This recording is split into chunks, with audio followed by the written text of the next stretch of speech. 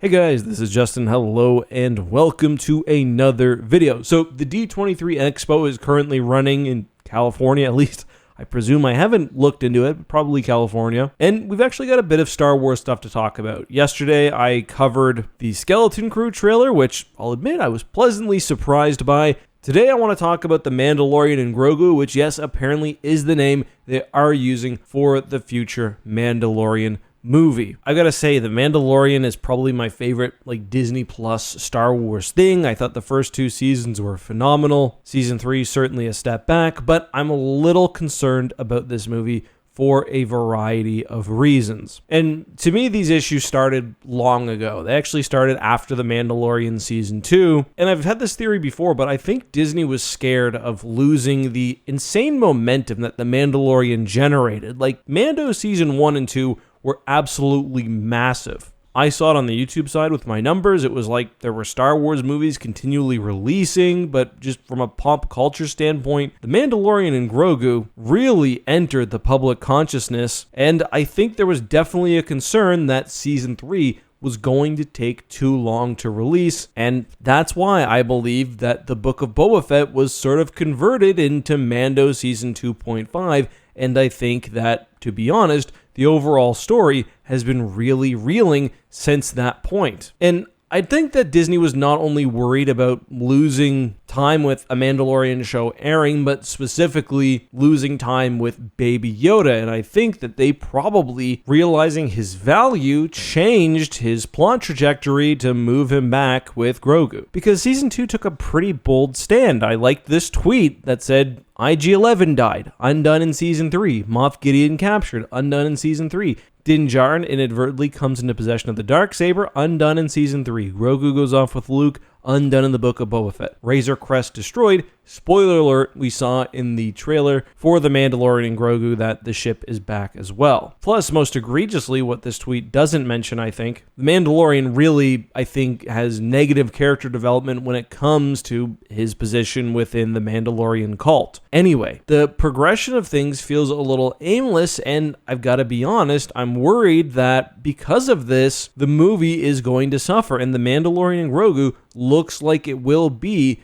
the return of Star Wars to the big screen, and I'm left wondering whether this is going to be a true Star Wars movie experience, which Lucasfilm, in my opinion, really needs to go for and really needs to nail for the return to theaters, or whether this will be essentially something like the Clone Wars animated movie, where, yeah, it's technically a Star Wars movie, but it's got none of the fanfare, pun sort of intended, and it kind of just feels like a long TV episode. Because, say what you will, I think even the worst Star Wars movies manage to at least feel exciting, and I think maybe the one exception to that is probably Solo, and I guess we kind of saw how that turned out. Anyway, the Mandalorian and Grogu trailer shown at D23 was not put out on the internet yet, but of course, as with these events, people recorded it. Security for this one seemed especially lax.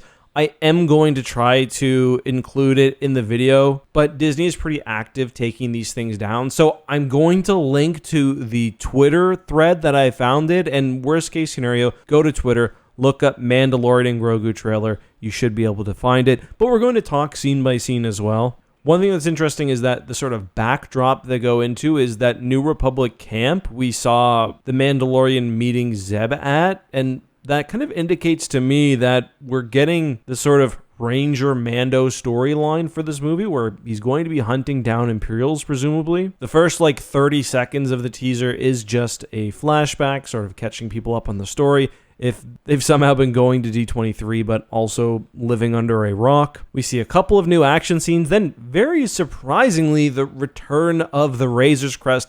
I alluded to that earlier, but the Razor Crest, or at least a ship like it, has somehow found its way into the Mandalorian's possession. I don't like this. Did Mando need a new ship? I mean, yeah, probably, but why is it the exact same vessel? If he's going to be working with the New Republic, come up with a cool new design. Now, I do have one potential theory. Maybe this isn't exactly like it appears. And no, I'm not saying, because yeah, Zeb is in the subsequent scene, that the Mandalorian met him in the past. What is possible is that because the actual hero ship for the film isn't finalized and like they just started shooting, even if it was, the effects wouldn't be ready. Is it possible that they simply cobbled together this trailer with existing CG and existing scenes just to make it work and to tell a story for the purposes of the trailer, with again the knowledge that this is meant for people in audience, not to be spread widely? I don't know, maybe that's just like pure copium from me, but I do think it's possible. Not likely, but possible. Anyway, Zeb actually being there is, of course, exciting. Zeb's cool. I like Zeb a lot. Ties the show in with Ahsoka, which is running sort of in-universe at the same time. We see more shots, which, again, look like they could be from something else. Troopers getting ready, Mando walking down a hallway. These are mostly scenes which can be repurposed from something else to tell a story. Again, just to hold the trailer together, but I'm just putting that forward as a possibility. I know nothing about the behind-the-scenes stuff here. The last sort of big scene of the trailer is the Mandalorian on what appears to be an AT-RT just ripping through the snow like the intro to Halo 5 Guardians and approaching a couple of AT-ATs. I don't know, this shot doesn't make me feel a whole lot. Obviously, it's not completely finished, and without context, whatever. Then the final scene, Grogu with some of those little guys. Again, another scene that could have been repurposed from Season 3. I don't know, like, again, I love The Mandalorian, I really do. It's just, there's not a whole lot about this trailer or the idea of this as a show, just generally, especially as Star Wars' return to the big screen, which has me excited, and in fact, I feel a little worried. There's nothing bad yet, you know, Zeb being in the movie, that's cool, that gets me excited, but that feels like something that would get me excited for a TV show. I don't know if this is going to have the scale, if this is going to have the story, anything like that to really be what Star Wars needs it to be. If we were getting movies regularly, if we were like mid-trilogy, for example, and things were going really well,